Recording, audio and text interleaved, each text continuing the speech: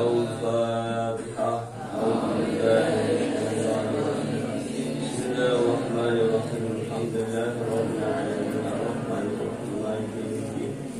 إياك نعبد وإياك نستعين اهدنا الصراط المستقيم صراط الذين أنعمت عليهم غير المغضوب عليهم ولا الضالين. وإلى أرواح آله وأصحابه وإخوانه من الأنبياء والمرسلين والأولياء والشهداء والصالحين وإلى أرواح جميع الملائكة المقربين وإلى أئمة المجتهدين وإلى أرواح الخلفاء الراشدين أبي بكر وعمر وعثمان وعلي رضي الله تعالى عنهم وإلى خصوصا إلى روح سلطان أولياء الشيخ عبد القادر الجيلاني قدس الله سرهم ببركاتهم لهم الفاتحة. أعوذ بالله من الشيطان الرجيم. بسم الله الرحمن الرحيم. الحمد لله رب العالمين الرحمن الرحيم مالك يوم الدين. إياك نعبد وإياك نستعين اهدنا الصراط المستقيم صراط الذين أنعمت عليهم غير المغضوب عليهم ولا الضالين آمين. وإلى أرواح آبائنا وأمهاتنا وأجدادنا جداتنا ومشايخنا ومعلمينا وأقاربنا وقرابتنا خصوصا إلى أرواح جميع مؤسسي هذا المعهد. أسأل الله يغفر لهم ويرحمهم ويوسع قبورهم ويجعل الجنة مأواهم. شيء لله لهم الفاتحة. أعوذ بالله من الشيطان الرجيم. بسم الله الرحمن الرحيم. الحمد لله رب العالمين الرحمن الرحيم مالك يوم الدين. إياك نعبد وإياك نستعين اهدنا الصراط المستقيم صراط الذين أنعمت عليهم غير المغضوب عليهم ولا الضالين آمين. وإلى أرواح جميع المسلمين المسلمات والمؤمنين المؤمنات الأحياء منهم والأموات وخصوصا إلى أرواح أهل هذه البلدة جبال وما حوله لهم الفاتحة. أعوذ بالله من الشيطان الرجيم. بسم الله الرحمن الرحيم. الحمد لله رب العالمين الرحمن الرحيم مالك يوم الدين. إياك نعبد وإياك نستعين اهدنا الصراط المستقيم صراط الذين أنعمت عليهم غير المغضوب عليهم ولا الضالين آمين. بسم الله الرحمن الرحيم. قل هو الله أحد الله الصمد لم يلد ولم يولد ولم يكن له كفوا أحد. بسم الله الرحمن الرحيم. قل هو الله أحد الله الصمد لم يلد ولم يولد ولم يكن له كفوا أحد. بسم الله الرحمن الرحيم. قل هو الله أحد الله الصمد لم يلد ولم يولد ولم يكن له كفوا أحد. لا إله إلا الله والله أكبر. بسم الله الرحمن الرحيم. قل أعوذ برب الفلق من شر ما خلق ومن شر غاسق إذا وقب ومن شر النفاثات في العقد ومن شر حاسد إذا حسد. لا إله إلا الله والله أكبر. بسم الله الرحمن الرحيم. قل أعوذ برب الناس ملك الناس إله الناس من شر الوسواس الخناس الذي يوسوس في صدور الناس من الجنة والناس. لا إله إلا الله والله أكبر. بسم الله الرحمن الرحيم. الحمد لله رب العالمين الرحمن الرحيم مالك يوم الدين. إياك نعبد وإياك نستعين اهدنا الصراط المستقيم صراط الذين أنعمت عليهم غير المغضوب عليهم ولا الضالين آمين. لا إله إلا الله والله أكبر. بسم الله الرحمن الرحيم. ألف لام ميم ذلك الكتاب لا ريب فيه هدى للمتقين الذين يؤمنون بالغيب ويقيمون الصلاة ومما رزقناهم ينفقون والذين يؤمنون بما أنزل إليك وما أنزل من قبلك وبالآخرة هم يوقنون أولئك على هدى من ربهم وأولئك هم المفلحون. وإلهكم إله واحد لا إله إلا هو الرحمن الرحيم.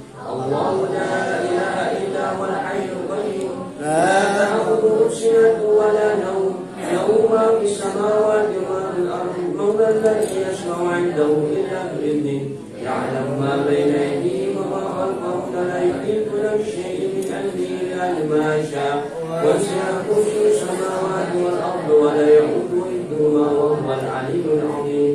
لله ما في السماوات وما في الأرض. إن تبدوا ما في أنفسكم أو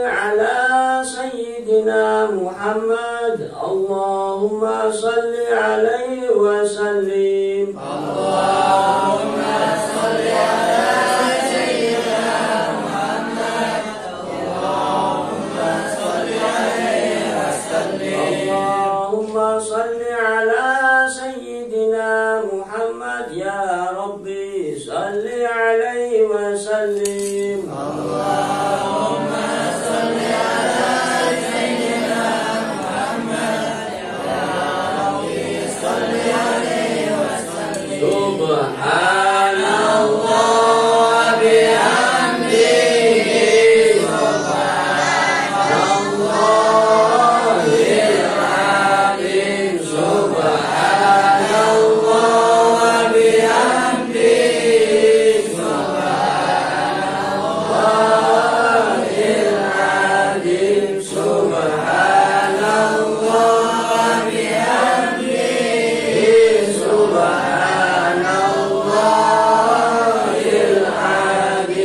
سبحان الله بحمده سبحان الله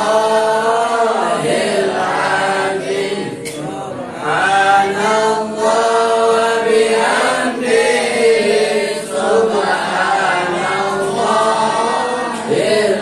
العظيم سبحان الله بحمده سبحان الله العظيم اللهم صل على حبيبك سيدنا ومولانا محمد وعلى آله وأصحابه أجمعين الحمد لله رب العالمين حمد الشاكرين حمدا شاكرين نعمك بمزيدا يا ربنا لك الحمد كما ينبغي لجلال وجهك الكريم وعظيم سلطانك اللهم صل على سيدنا محمد صلاة تنجينا بها من جميع الآفات وتقضي لنا بها جميع الحاجات وتطهرنا بها من جميع السيئات وترفعنا بعندك على الدرجات وتبلغنا بأقصى الغايات من جميع الخيرات من بعد ما يمان اللهم إنا نسألك أن ترزقنا رزقا حلالا طيبا مباركا وافرا بغير تعب ولا نصب ولا ضير إنك على كل شيء قدير اللهم إنا نسألك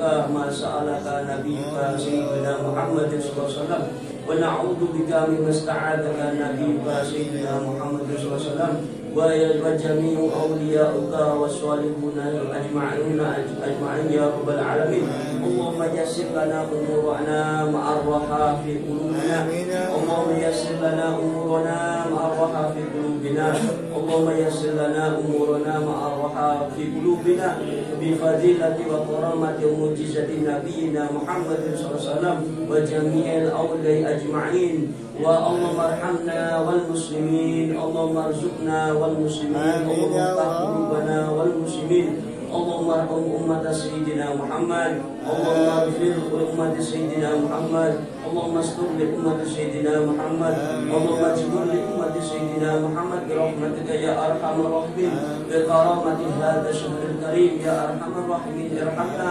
وبكرامة القرآن بمعجزة القرآن يا أرحم الراحمين ربنا آتنا في الدنيا حسنة وفي الآخرة حسنة وقنا عذاب النار صلى الله على سيدنا محمد وعلى آله وصحبه أجمعين الحمد لله رب العالمين الفاتحة بسم الله الرحمن الرحيم الحمد لله رب العالمين الرحمن الرحيم مالك يوم الدين إياك نعبد وإياك نستعين اهدنا الصراط المستقيم صراط الذين أنعمت عليهم غير المغضوب عليهم ولا الضالين آمين.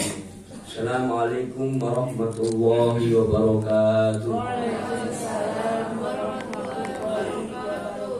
Alhamdulillah nahmaduhu wa nasta'inuhu wa nastaghfiruh wa na'udzu billahi min shururi anfusina min sayyiati a'malina may yahdihillahu fala mudilla lahu wa may yudlilhu falan tajida lahu mursyida asyhadu an la ilaha illallah wahdahu la syarika lahu wa anna sayyidina Muhammadan abduhu wa rasuluhu la nabiyya ba'dah. Bapak-bapak, ibu-ibu, santriyin, santriyat yang saya cintai, yang dimuliakan Allah SWT. Alhamdulillah dalam kesempatan subuh ini kita mendapatkan rezeki sholat subuh berjamaah, kemudian kita mengadakan kuliah subuh di Pondok Pesantren Al-Mu'in ini. Tentunya kita di hari ketiga ini mudah-mudahan kita diberi kesehatan, umur panjang, rezeki yang luas, sehingga diberi taufik untuk menjalankan ibadah puasa dengan sempurna. Amin. Bapak-bapak udah beli petasan belum? Biar rame, ya. Ramekan Ramadan bukan dengan petasan, tapi dengan ibadah, diisi waktunya dengan banyak ibadah. Karena Ramadan sebagaimana yang saya sampaikan, Ramadan itu ibaratnya adalah madrasah, sekolah yang gembleng adalah Allah itu sendiri memerintahkan kita itu untuk puasa. Dan puasa itu adalah kebutuhan. Jadi bukan hanya kewajiban, kebutuhan yang wajib. Sebagaimana kita wajib ngasih makan pada tubuh kita, ya. Nah, jasmani kita butuh makan dan minum, rohani kita butuh ibadah. Salah satunya adalah puasa. Dan puasa itu juga termasuk zikir, mengingat Allah. Dengan puasa syahwat kita akan melemah, roh kita akan naik, akal kita akan muncul, bahwa kita berpikir kita itu bukan siapa-siapa, makhluk yang lemah. Kita hanya hamba Allah semata. Coba bayangkan kemarin kita gempa mungkin sebagian rumah yang membangunnya bertahun-tahun dibangun, nyicil, kadang fondasinya dulu, kadang kemudian batakonya dilanjutkan kalau ada rezeki lagi, terus kemudian meser semennya nyicil, meser besinya nyicil, gentengnya nyicil. Itu kita membangun rumah coba bertahun-tahun baru jadi. Dihancurkan cuma dalam beberapa detik. Ini menunjukkan bahwa kita lemah, gak punya kekuatan apa-apa. Maka kita harus tetap bersanding dan bersandar terus-menerus kepada Allah yang Maha Kuat, supaya kita diberi kekuatan. Nah, kita itu manusia lahir di dunia ini dalam keadaan lemah, maka harus kita bersanding terus dengan yang Maha Kuat, yaitu Allah Subhanahu wa taala. Selalu ingat terus kepada yang Maha Kuat, yaitu Allah Subhanahu wa taala. Ada sebuah hadis menyatakan, man syaghala an dzikri la'atuituhu afdhala ma a'taitus sa'ilin. Jadi barang siapa disibukkan zikir, ingat kepadaku, nanti aku akan memberikan sesuatu yang lebih mulia, lebih afdal daripada orang-orang yang disibukkan meminta-minta terus ke Allah Subhanahu wa taala. Jadi dalam meminta, memohon kepada Allah itu ada adab dan tata keramanya. Wah, kita itu biasanya kalau menginginkan sesuatu, entah ke siapapun, ke orang tua kita, ke tetangga kita, pasti tidak ujuk-ujuk minta, pasti basa-basi dulu, menyapa dulu, ya kadang juga senyum-senyum dulu, ya. Ini wah, senyum-senyum ini muka-muka mau nganjuk. Ya gitu, ya memang ya kayak gitu, namanya manusia kan tidak bisa hidup sendiri, satu sama lain saling membutuhkan. Pasti kita hidup pasti tidak bisa hidup sendiri. Kalau hidup sendiri ya sana Tarsan bersama gajah, singa dan kawan-kawannya, Tarsan. Nah, kalau manusia kita pasti satu sama lain saling membutuhkan. Suatu saat kalau kita meninggal, kita sangat membutuhkan tetangga kita. Nggak mungkin kita berangkat sendiri, ujuk-ujuk ke kuburan berangkat sendiri, kan nggak mungkin. Pasti yang mandiin tetangga kita, yang mengkafari tetangga kita, yang menggalikan juga tetangga kita. Nah, mungkin kemudian ujuk-ujuk mandi sendiri, mandi sendiri, ngafani sendiri. Aku pakai baju kafan yang batik saja, saya yang mahal misalkan. Oh yang misalkan bapak, oh, kafannya saya pingin BHS, kan nggak mungkin. Ya pasti ya tetap kain putih, kemudian dibungkus sama tetangga kita masing-masing, diantarkan tetangga kita masing-masing. Dan tetangga kita, saudara-saudara kita, keluarga cuma nganterin sampai atas makam, ya. Kemudian sudah setelah dikubur ya sudah sendiri, gelap, nggak ada siapa-siapa kecuali amal soleh kita yang nemani kita di alam barzah. Nah itu, maka memperbanyak teman kita yaitu amal soleh. Maka mumpung masih diberi kesempatan amal soleh, hidup di dunia ini masih diberi umur, setidaknya kita harus benar-benar memperbanyak amal soleh sebagai teman kita di alam barzah nanti, di akhirat nanti. Jangan sampai kita nggak punya teman di alam barzah. Ya, teman kita cuma amal soleh, yaitu. Nah, mumpung di bulan Ramadan ini, bulan yang mulia, Allah itu melipat gandakan pahala setiap amal pada bulan Ramadan ini, memperbanyak amalan kita, zikirnya, bacaan Qur'annya, sholawatnya, sholatnya ditingkatkan. Sebagaimana saya katakan, Ramadan itu cuma sebagai pemompa, pengingat.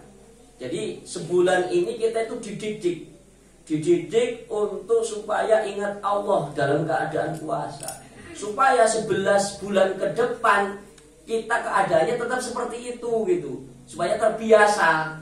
Ya minimal paling tidak kalau sekarang puasa sebulan penuh, bulan-bulan selanjutnya puasa Senin Kemis, puasa ayam bid, atau puasa Daud, Nabi Daud. Nah itu puasa-puasa sunnah dan seperti itu. Ada sebuah penelitian di barat sana, walaupun orang-orang barat itu kan tidak beriman kepada Allah, tapi sangat rasa pingin tahunya itu besar.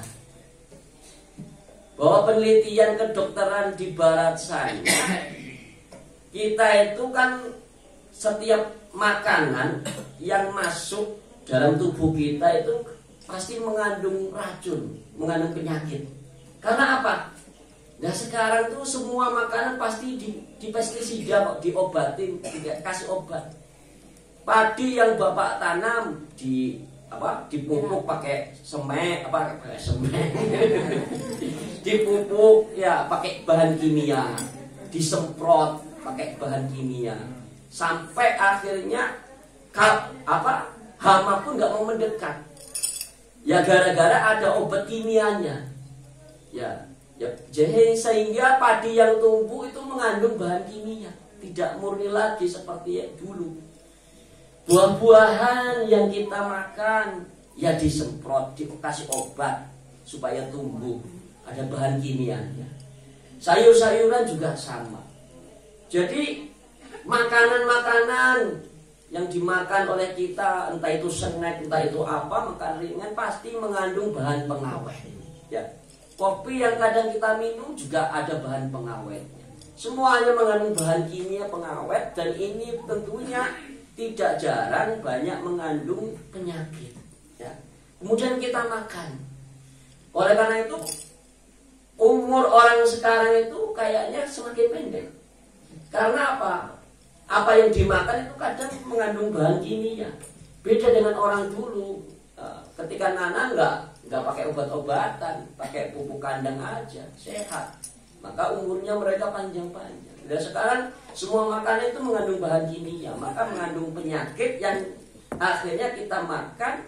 Nah itu akan mengendap sebuah racun itu yang kita makan. Nah ternyata racun makanan yang masuk ke dalam tubuh itu kan biasanya mengakibat berbagai macam penyakit, entah itu tumor, entah itu kanker, entah itu apapun itulah banyak.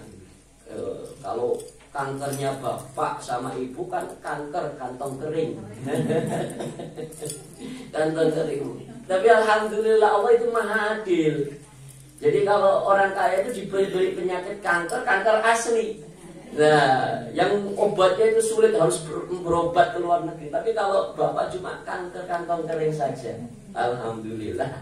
Jadi Allah itu adil, menguji sesuai dengan kemampuannya. Nah ini. Nah, kemudian obat yang masuk ke kita, makanan yang penuh racun ke kita, itu kan disebut toksin. Toksin itu racun yang di dalam tubuh. Dan racun yang di dalam tubuh kita melalui makanan yang kita makan itu tidak bisa hilang kecuali ternyata harus melaparkan diri. Setiap bulan minimal harus 8 hari. Ya, setiap bulan itu harus 8 hari untuk melaparkan diri. Kata orang barat, namanya orang barat kan nggak kenal puasa. Yang penting melaparkan diri. Ya. Minimal dalam sebulan itu 8 hari untuk melaparkan diri supaya toksin itu hancur keluar. Nah itu. Ini tentunya kalau umat Islam cara melaparkan diri dengan puasa. Rasulullah itu ternyata mengajari sesuatu yang mana tentunya awalnya tidak bisa diterka kalau itu punya manfaat kesehatan. Tapi ternyata diselidik-selidiki puasa itu memang ada unsur menyehatkan tubuh. Maka sumu wa tasihu, kata Nabi, puasalah kalian akan sehat. Puasalah kalian akan sehat. Nah itu. Kayak orang-orang dulu itu bukan hanya sehat tapi sakti-sakti. Yaitu amalannya pada puasa. Walaupun orang dulu itu kadang belum masuk Islam, tapi pun sudah punya tradisi melaparkan diri dengan puasa. Jadi puasa itu kalau bahasa Sanskertanya ipawasa. Bahasa nenek moyang kita ipawasa. Dan itu sudah dikenal oleh kaum-kaum terdahulu. Namanya ipawasa. Orang-orang Hindu puasa, orang Nasrani puasa, Buddha puasa. Dulu juga karuhun, artinya agama karuhun kita, animisme, dinamisme itu puasa. Sunda Awiwitan puasa, mengalami puasa. Ya. Sehingga mereka itu sakti-sakti. Jadi bukan hanya sehat tapi sakti, mandraguna. Ya, punya kelebihan itu karena ritual puasa. Maka pantas dalam Al-Qur'an kutiba 'alal ladzi kama kutiba 'alal ladzina min qablikum, sebagaimana diwajibkan orang-orang sebelum kalian. Jadi orang-orang sebelum Islam itu ya melaksanakan rutinitas biasa. Cuma caranya beda, akidahnya beda. Ya, itu yang membedakan ya. Tapi memiliki manfaat yang hampir-hampir sama. Karena jadi kalau kita puasa itu ibaratnya organ tubuh kita itu istirahat. Yang awalnya terus bekerja memproduksi makanan yang kita makan, mengolah makanan yang kita makan.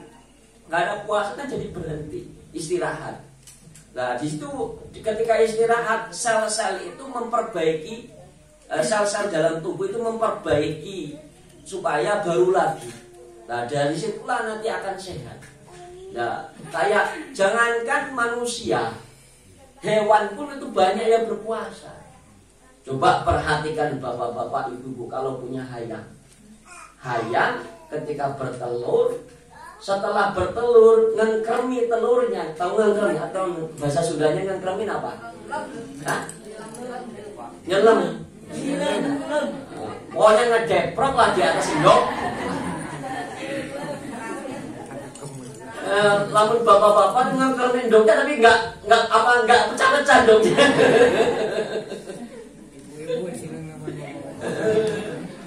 Hanya ibu-ibu yang bisa ngengkremin anaknya. Bapak-bapak cuma ngengkremin tapi nggak menetes-netes induknya. Dan induknya terbatas cuma 2. Ya, ayam itu kalau ngengkremin telurnya itu puasa.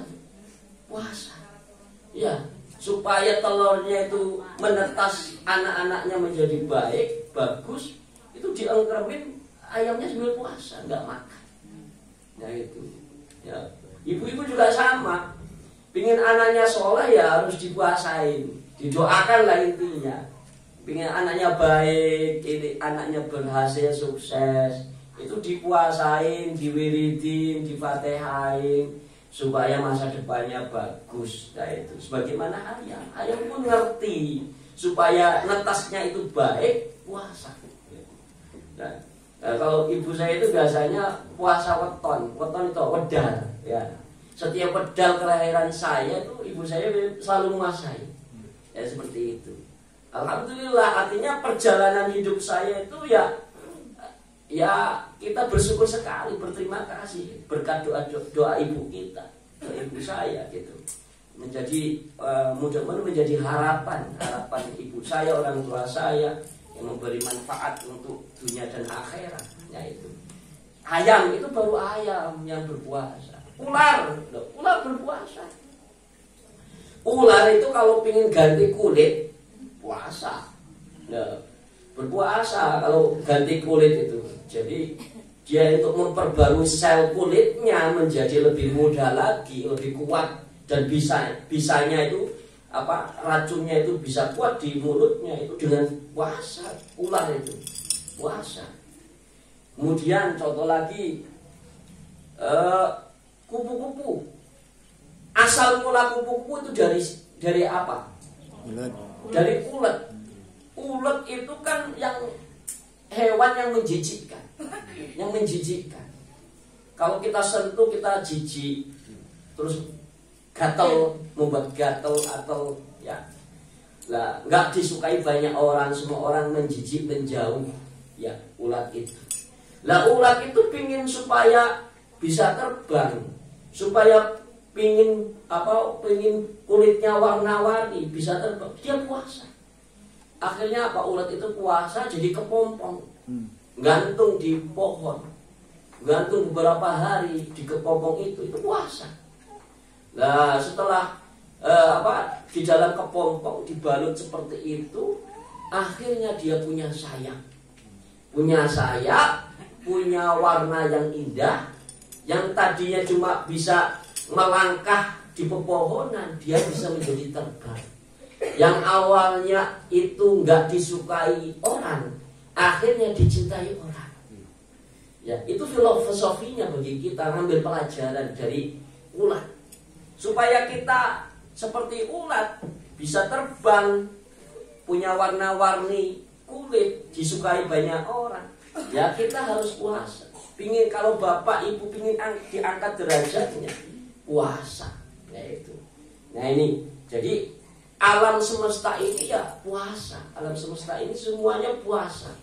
Bahwa alam semesta ini langit bumi juga puasa, juga artinya juga berzikir, bertasbih. Ya wasabbaha lillahi ma fis samawati wa ma fil ardh. Walakin la ta'lamuna tasbihahu. Ya. Jadi apa-apa yang di langit dan yang di bumi itu bertasbih, bertahmid. Cuma kita saja nggak paham bagaimana mereka bertasbih. Ya, seperti itu. Ya cuma kan kadang kita itu juga melihat nih, ada pohon kok tulisannya malah Allah ya, kadang ya. Atau ikan kulitnya ada lafaz Allahnya. Langit kadang bertuliskan awalnya Allah. Itu bentuk daripada zikirnya langit dan bumi. Cuma kita saja nggak tahu. Nah manusia ini kadang itu ya lalai, bodoh ya.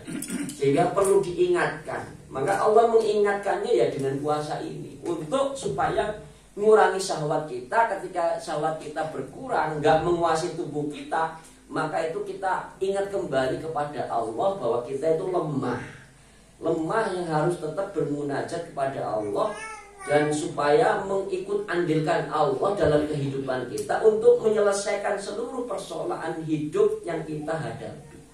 Jadi bapak ibu itu jangan menyelesaikan persoalan kehidupan dengan sendirinya, nanti capek, pikirannya tertekan.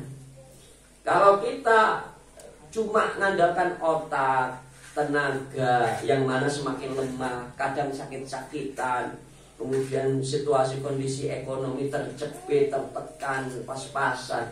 Jangan cuma mengandalkan akal dan kekuatan kita. Ya kita pertama sombong, nggak mau minta kepada Allah. Kedua seolah-olah bahwa itu adalah hasil keringat kita. Padahal itu rezeki dari Allah Subhanahu wa taala. Maka mumpung bulan Ramadan ini penuh dengan istijabah doa, maka harus yang banyak menjerit di malam hari, mencurhatkan apa yang menjadi keinginan dan keluhan kita kepada Allah Subhanahu wa taala. Dengan cara berpuasa, sholat malam. Kalau ketika ibu-ibu sujud itu memperbanyak permohonan.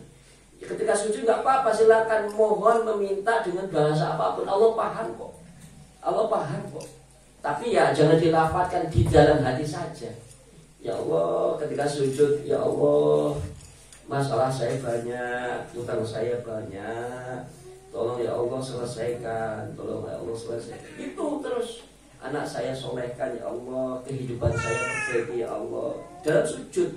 Karena paling dekatnya hamba kepada Allah itu adalah ketika hambanya sedang sujud. Ya, sedang sujud. Karena di sujud itu kan filosofinya seorang hamba merendahkan diri, mengaku kalau dia lemah, ya, merendahkan diri, tawadhu di hadapan Allah, maka Allah akan merasakan bahwa oh ini hamba saya. Nah itu. Ini hamba saya yang sejati, dia mau sujud, mau nyembah kepadaku, kemudian mengeluhkan segala keluhannya. Nah ini mudah-mudahan jadi diterimanya doa. Jadi hidup itu yang paling enak Pak. Gak usah macam-macam, gak usah neko-neko, gak usah S1, S2, S3, S00, itu gak usah. Itu kan hanya fasilitas sarana. Yang penting untuk menyelesaikan zaman hanya sekadar itu formalitas. Hidup itu yang terpenting itu bagaimana caranya diijabahi doa. Ya, kalau kita diijabahi doa sudah beres Pak Bu, hidup kita senang bunga. Ya, ujub ya Allah, berikanlah aku jodoh 1, 2, 3, 4.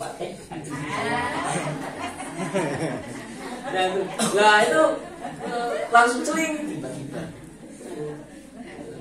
Maaf. Nah, ya Allah berikanlah saya rezeki yang banyak. Tiba-tiba datang tamu orang ujuk-ujuk nawarin pekerjaan. Ya, alhamdulillah. Siapa yang menggerakkan mereka untuk memberi rezeki kepada Bapak? Yaitu Allah. Siapa misalkan dagangan ibu kok ujuk-ujuk laris, siapa yang mendekatkan pembeli itu kepada dagangan ibu? Allah yang menggerakkan hatinya untuk membeli kan? Maka kita harus connect online-nya kepada Allah. Dan bahasa anak milenial sekarang itu online ya. Nyari wifi ya, nyari sinyal. Jadi harus nyambung sinyalnya kepada Allah ya. Gak usah ngeluh terus rungsing ngomong kesana kemari ngewek-wek ya. Justru kalau ngewek-wek kebatur, paling kalau yang orang yang senang kepada kita ya cuma ya mudah-mudahan, dimudahkan. Yang nggak senang malah ditertawain, ya nggak? Iya. Ngapain ngeluh ke makhluk? Nggak ada gunanya.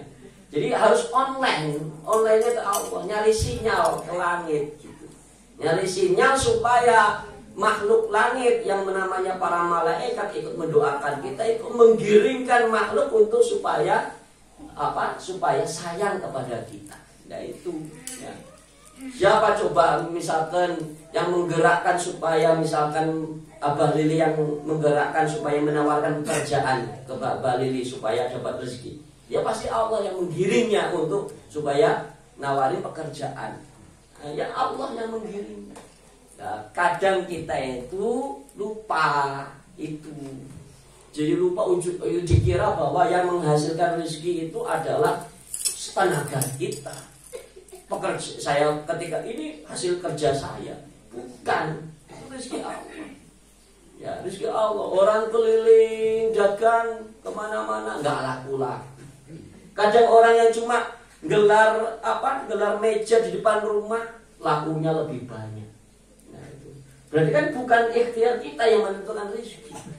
Ya, bukan ikhtiar kita. Ya, maka kita ngeluh kepada Allah. Ya, jadi ngeluhnya kepada Allah jadi pokok pekerjaan. Kerjanya yang bentuk ikhtiar zahir jadi sambilan. Ya, gitu. Harusnya gitu. Yang sekarang menjadi pemahaman orang, keinginan orang, kerjanya pokok, minta kepada Allahnya sambilan. Salah, itu salah. Mintanya kepada Allah yang menjadi pokok, kerjanya sambilan. Jangan dibalik. Ya. Selama ini kan orang kan membalikkan kenyataan, membalikkan kebenaran. Dikira bahwa berangkat subuh, pulang maghrib, ya sampai kadang meninggalkan sholat di pabrik, dikira itu menghasilkan rezeki. Tidak. Ya. Kadang orang cuma kerja 1 jam, hasilnya lebih banyak daripada kerja yang dari subuh sampai maghrib. Ya, hasil gajinya lebih gede. Kadang misalkan Abah Lili capek macul di sawah, di kebun, cuma hasilnya 75.000. Orangnya duduk-duduk di depan kantor, hasilnya malah 1 juta sehari. Ya, jadi rezeki itu bukan karena capeknya kita, tidak. Ya memang benar dari Allah. Dari Allah, maka harus banyak memohon kepada Allah. Yaitu dengan cara apa? Fadhkuruni adzkurkum. Ingatlah kalian kepadaku, aku akan ingat kepada kalian. Nah, kalau Allah sudah ingat pasti akan memberi. Ya, kalau Allah sudah ingat pasti akan memberi. Dan Allah itu Maha tahu apa yang menjadi kebutuhan kita. Tidak ada doa yang tidak diijabahi, pasti diijabahi. Ud'uni astajib lakum. Cuma kadang ijabahnya doa itu sesuai dengan kehendak Allah, bukan sesuai dengan hawa nafsu kita. Kita misalkan hoyong motor, ya kadang Allah tidak nyumponan ngasih motor, tapi ngasih misalkan sebidang tanah, ini sulai tasik, atau duit, atau kesehatan, atau anak yang soleh-soleh. Karena apa? Karena Allah lebih tahu kondisi kita, apa yang lebih dibutuhkan. Ibaratnya begini, ibu-ibu, bapak-bapak. Kalau ibu bapak punya anak kecil pilek atau influenza, kemudian minta dibelikan es krim, kira-kira sama ibu dibelikan enggak? Enggak, kasihan nanti tambah sakit, enggak sembuh-sembuh. Maka kadang ibu enggak usah es krim ya nak, saya belikan roti saja, roti kesukaanmu. Ini juga sama, jajan. Ya gitu kan, Allah juga seperti itu. Allah itu yang menciptakan kita, maka lebih tahu kondisi kebutuhan kita yang lebih penting itu apa. Ya. Karena Allah yang membuat kita, maka yang tahu kebutuhan organ tubuh kita yang lebih penting itu apa. Nah, itu kadang kita tidak menyadarinya. Ya, tidak misalnya pinginnya pokoknya duit saja. Pokoknya duit. Dan kemudian ketika meminta kepada Allah, jangan ingat duitnya, ingat Allahnya dulu. Kadang kan kita yang digambarkan duitnya, gambar Pak Soeharto, gambar yang merah gambar Soekarno, yang biru, kalau biru gambar apa Bu? Yang biru itu 50-an gambar apa? Ya. Ini yang setahu saya itu perempuan itu nggak boleh nyimpen fotonya lelaki lain. Sedangkan gambar duit itu semuanya fotonya laki-laki. Cuma 5.000-an yang gambarnya perempuan. Maka oleh karena itu duit itu harus dipegang laki-laki. Sok lihat tingali duit pasti semuanya fotonya laki-laki, kecuali yang 5.000-an. Maka cukuplah ibu megang yang 5.000-an, yang 100.000-an bapak-bapak yang megang.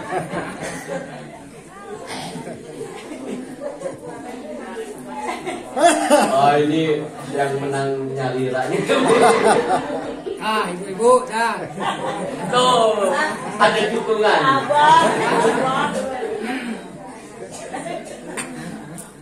Ya, jadi seperti itu ibu bahwa ayo saya mengajak di bulan Ramadan yang mulia ini, ayo mari kita sama-sama munajat ke Allah. Manfaatkan waktu sahur. Habis makan jangan tidur sampai subuh gitu, sampai kesini lah. Jangan tidur. Habis makan tahajud, hajat, sholat tasbih, munajat ke Allah, karena waktu salat itu waktu diijabahi doa, ya. Ya, jangan minta semuanya untuk kepentingan dunia, ya, minta juga untuk kepentingan akhirat, Mas. Karena akhirat itu masa depan kita. Alam barzah itu masa depan kita.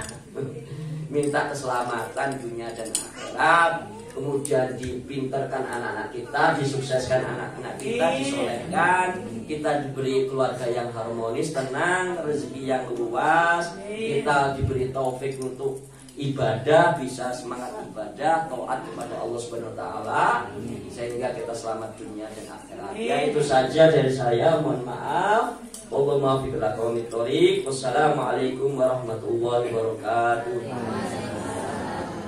Oke,